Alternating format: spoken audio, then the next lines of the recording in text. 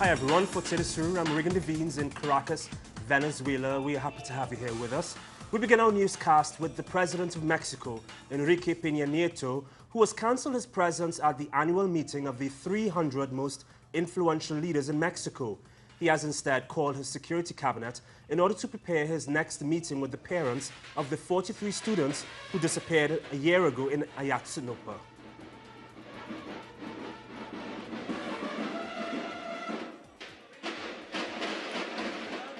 Hopefully it's true that Enrique Peña Nieto will open the doors and for there to be further conversations. We want to know the hour and the day to again say that he lied to the parents and he lied to Mexico, and that his 10 points that he pushed aside, we're going to bring them up so that he accomplishes them. Telesur's correspondent Clayton Khan has been closely following this case. He filed this report. Fallout continues in Mexico after this past weekend's independent report released by a group of investigators that concluded that the official investigation into the forced disappearance of the 43 Ayotzinapa students was wrought with contradictions and omissions. While Mexico's president, under sharp social pressure, did agree to meet with the families of the disappeared youth, he has yet to clarify a date. Meanwhile, the families continue to demand that there is an immediate meeting with the president, Enrique Peña Nieto, alongside the team of experts. Now, in the country's Senate, lawmakers from other major parties that have even been allied with the president are calling for the greater intervention of organizations such as the Organization of American States, or OAS, whose General Secretary announced that it assumed the conclusions of the independent investigators' report as theirs. Now, lawmakers are calling for the OAS to form a, quote, international commission against impunity. And the opposition is calling for a political investigation to be carried out against now former Attorney General Jesus Murillo Caram and other members of his office who were responsible for carrying out a large part of the official investigation into the Ayotzinapa case and who may have been involved in covering up critical information. This is Clayton Khan reporting for Telesur here in Mexico City. In Mexico, they have announced harsh spending cuts in order to, quote, preserve the economic stability of the country. This was announced on Tuesday by the Finance Minister, Luis Videgaray. Videgaray explained that the government will slash public spending by $13 billion for 2016. According to him, Mexico has to deal with the weakness of the global economy, the fall in oil prices, and the depreciation of the peso against the dollar. The economic plan also includes an income law and a proposal to reduce the public deficit from 1% of the GDP to 0.5%. And the governor of Texas, Greg Abbott, met with President Enrique Peña Nieto in Mexico City in his first international trip as governor. He aims to strengthen cultural and economic ties. The trip is being paid for by Texas One, a program of the Texas Development Corporation. The governor's trip comes after Mexico opened up its state-run energy sector to foreign investment, with many resource tycoons in Texas keen on investment south of the border. Social movements associated with the ruling party of Bolivian President Evo Morales have announced the launch of the first steps towards making a constitutional change to allow him to run for re-election. They explained that they met with political leaders and said that they will present a proposal to the Legislative Assembly on September 17th. Evo Morales is today one of the most popular presidents in the world and enjoys an approval rating of over 75%. He won the last presidential election in October by a landslide with 61% of the votes. The socialist and indigenous leader announced he would hold a referendum to allow him to run for re-election. And to the national leaders, we have put the proposal from the leadership of the Central Obrera Boliviana into the hands of the Bolivian people. And the Bolivian people are each one of you. Each worker and each Bolivian will decide what will happen to this proposal for a national referendum regarding the re-election of President Evo Morales Eyma.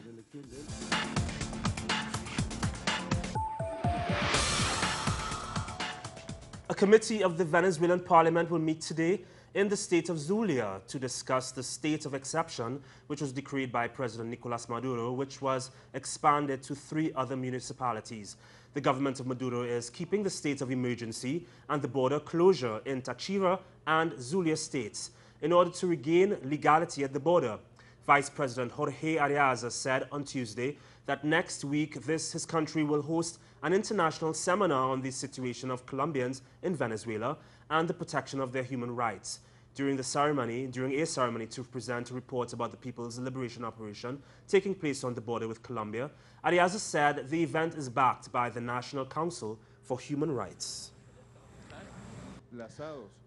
Meanwhile, the Colombian government insists on delaying a direct dialogue between the two countries and on denouncing the supposed violation of human rights. Foreign Minister Maria Angela Holguin has met with the UN Secretary General Ban Ki-moon in New York. We insist that we really want and we are available to talk, but at this time, the circumstances are a bit complicated. We continue in Guatemala. Former President Otto Perez Molina said he had no idea why a Guatemalan court decided to indict him on corruption charges. The judge, Miguel Angel Galvez, said there were sufficient indications to suggest Perez Molina could be responsible for fraud, racketeering, and bribery. He then ruled that the former president remain in jail for at least 3 more months to allow for the prosecution to continue their investigations. Perez Molina said he did not understand why he was being charged, saying that no evidence was presented. The trial on the massacre of Curuguati, Paraguay, that was supposed to be held earlier this week on Tuesday morning, was suspended once again as the director of the accused farmers filed a recusal against the judges. The massacre occurred in 2012 when 11 peasant farmers were killed.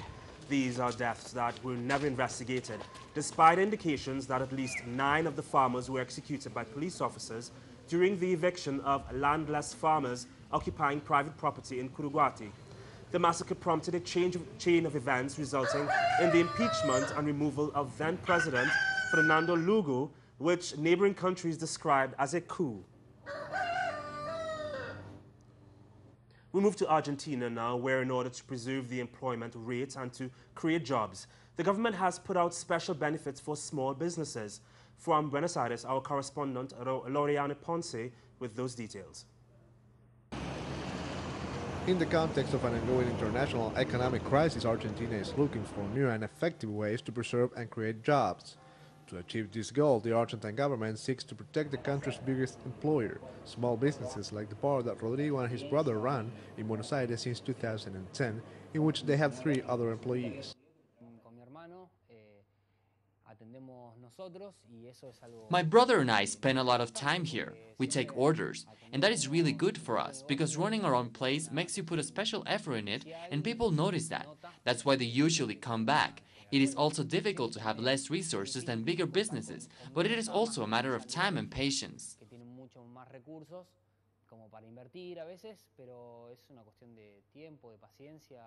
More than 70% of the registered workers in the country are employed by small and medium enterprises that go from shops or restaurants to small industries like furniture factories or software developing companies.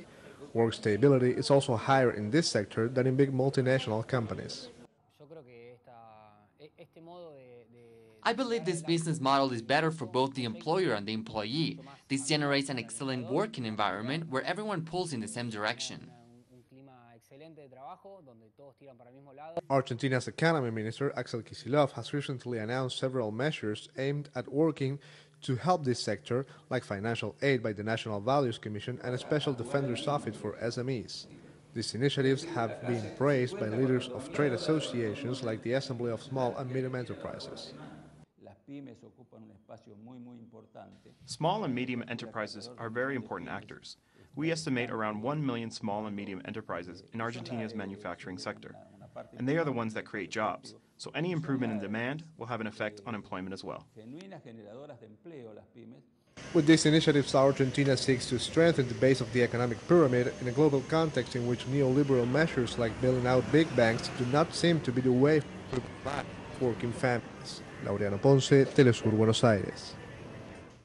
We now visit Peru. That's where a former president is a step closer to being imprisoned for a corruption case. Telesur's Ryan Mora with more on this development. A key witness has further implicated former president of Peru, Alan Garcia, who was in office from 2006 to 2011, in the criminal case involving presidential pardons for 3,274 drug traffickers, with at least a number of them in exchange of large monetary payments. 400 of them were in prison for aggravated drug trafficking.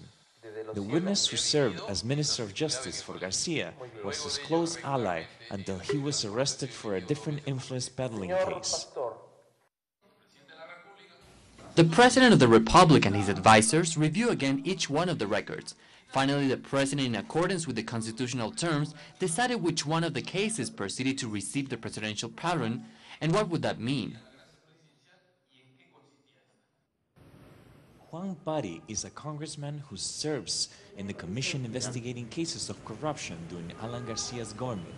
And he believes the cases go beyond the possible criminal charges because the former president is also politically responsible for the undermining of the security of the country in violation of the country's constitution. The Constitution is clear in terms of what drug trafficking means. The state is obliged to protect the country from drug trafficking. For that reason, the President had to take on and comply with the article of the Constitution that demands to follow the legal framework in terms of the protection of the country against drug trafficking. Therefore, as President, he could not do whatever he wanted. With cases of government corruption rampant in Peru and some of the lowest ratings for state institutions, a majority of Peruvians are hoping Garcia is found guilty and joins the previous head of state Fujimori in prison. However, Garcia has been involved in many cases without being sentenced, and many believe he will avoid justice one more time and even run for president again. Rael Mora, Telesur, Peru. And also in Peru, healthcare workers are now on a 24-hour strike to press the government to fulfill the agreements reached that ended a previous strike action. Our correspondent Rael Mora is live on the phone to give us more information. Rael, can you hear me? Yes, I can. It's good to hear your voice, my friend. Now, we understand that the strike was organized by a labor union which represents about 20,000 health ministry employees. Can you refresh us on what the workers had previously demanded? There were 18 demands signed by the government after workers such as obstetricians, chemists, biologists, social workers, psychologists, nutritionists, and medical technicians went on strike for 18 days. The demands were permanent hiring of a large percentage of temporary workers, increase in personnel to be able to attend citizens properly, as well as salary increases, and paying equal salaries for equal work without discrimination. The government fulfilled any of the previous demands, and how is the government likely to respond to the new strike action? It's not clear what the government will do. They have not responded to the strikers, and we are still waiting for a response. Is there any effect right now on the citizens in Peru? Yes, personnel has been left in the public medical posts only for emergencies and not general services, leaving a significant number of citizens affected without general care. And can you describe the general mood on the ground in Peru right now, Rael? The strikers are marching, citizens are responding. Not everybody is aware. Only those who are going to get services are getting to know what's the issue, what is happening here. But slowly, if this continues, most people will be aware of what happened. Okay, thanks so much, Rael, for the update. We will touch base with you another time. Thanks again. Thank you. And we're moving.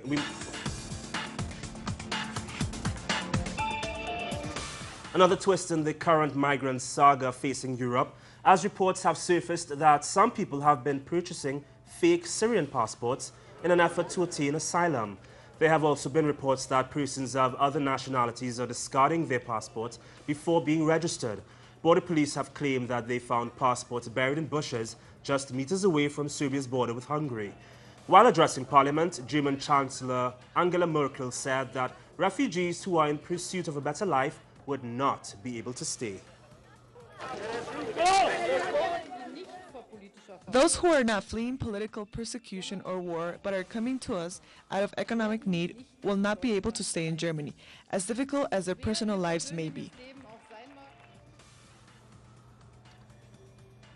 We reported on Tuesday that a new processing center was set up on the Greek island of Lesbos, where some 20,000 refugees were waiting for days to be registered.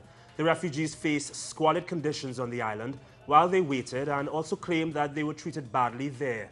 Now, we can report that just 24 hours later, over 14,000 refugees have been processed and therefore will be able to continue their journey, most likely to Sweden and Germany. While Greece seems to have the registration process under control, in Hungary, some 400 to 500 migrants broke through police lines close to the main crossing point from Serbia. This was the latest in a series of tense confrontations between police and desperate refugees as the country's authorities struggle to cope with the new daily arrivals. And in reference to the current refugee crisis, the President of the European Commission addressed changing the Dublin system, which states that refugees and migrants can only claim asylum in the country that they first enter in the European Union. It is time we prepare a more fundamental change in the way we deal with asylum applications, and notably the Dublin system that requires that asylum applications be dealt with by the first country of entry. We need more Europe in our asylum policy. We need more union in our refugee policy. Petra Laszlo, the Hungarian camerawoman seen kicking and tripping refugees fleeing police, was fired by the far-right private television channel she was working for. Some videos of her tripping a father carrying a child and kicking another girl spread throughout the media and the internet on Tuesday evening.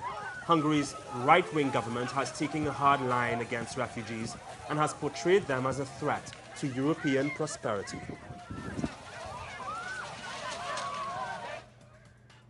To Australia now, where the Prime Minister, Tony Abbott, has announced that his country will extend airstrikes in Iraq against the Islamic State, or Daesh, into Syria.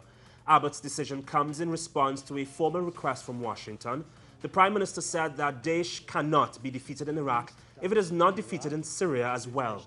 The announcement comes a day after France said it would also begin airstrikes in Syria.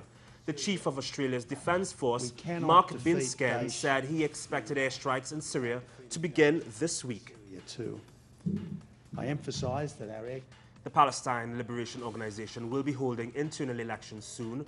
Although the date is not set, its meeting called for next week has been postponed. However, Palestinians are excited for a possible reunification of the West Bank and the Gaza Strip. More with Noor Harazin. As the situation here in the Gaza Strip and also in the West Bank calm and peaceful regarding any Israeli attacks on the Palestinian territories, the Palestinian people here in the Gaza Strip and also in the West Bank are getting excited for the upcoming internal elections for Fatah political party, because they see these elections as an opening for the big Palestinian political elections that could occur in the next few years. Let me point that for the past 9 years, Palestinians did not have the chance to elect any political party, especially after Hamas took over the Gaza Strip back in 2006. Russia provides military support to Syria. However, the United States has made moves to hinder that support. Hassim Abdullah filed this report. Many media reports have recently addressed Russia's military support for Syria. These reports assure that the Russian government, Syria's largest ally, provides the country with weapons in its fighting against terrorism. This matter worries the U.S. administration, which is trying to keep a balance between the Syrian army and the opposition forces in a long, endless war that is in favor of U.S. interests through the total destruction of Syria. The United States' strategy in the region and their policies, especially during the past 5 years, are guilty of supporting terrorism, and their permanent attempts to interfere in the affairs of other states have become blatant. The alleged policy of the international coalition led by the US is the fighting of terrorism, but it is just a review of their muscles without real results on the ground. This is why Americans fear the entry of Russians or Iranians, because it would expose the failure of the US in the region. At the request of the US, Bulgaria has blocked its airspace to prevent Russian planes from crossing it, under the pretext of the transfer of arms to Syrian government on its behalf.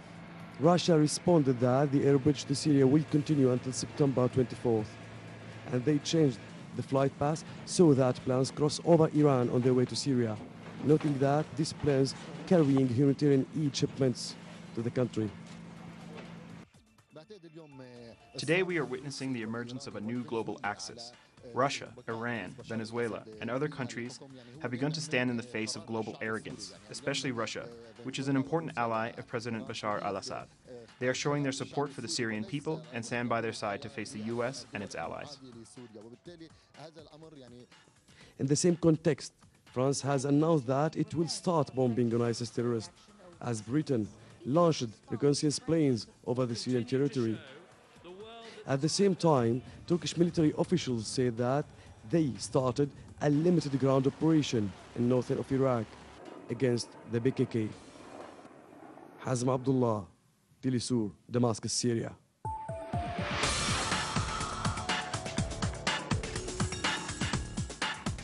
Now, we told you yesterday that Serena Williams and her sister Venus were to face off in the US Open quarter-final round today. Well, as predicted, Serena beat Venus in 2 sets to move on to the semi-finals. She is now just 2 games from becoming only the 4th tennis player in history to win Wimbledon, the Australian and French Open titles, as well as the US Open, all in one season. The 33-year-old top seed Williams has won 21 Grand Slam titles throughout her career.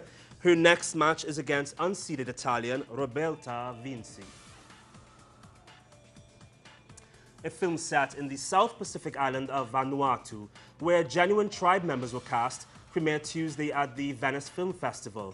Titled Tana, it was directed by Australian documentary makers Bentley Dean and Martin Butler, and based around the love of 2 characters who are in love. However, the woman is under pressure to marry a man from a rival tribe. Dean said he decided to make the movie in Vanuatu after visiting the island for a documentary project where he fell in love with the landscape there. And for more on these and other stories, please visit our website, telesurtv.net/English. We end our broadcast with music from American singer-songwriter Otis Redding, who was born on this day in 1941. Redding is widely considered as a groundbreaking artist in soul and R&B. From our news teams in Quito, Ecuador, and here in Caracas, Venezuela, for Telesur English, I'm Regan Devines. We'll have another newscast for you this evening. Miniskirt dress, yeah. But when she gets weary,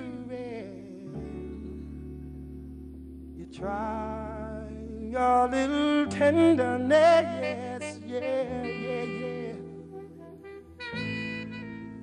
Oh man,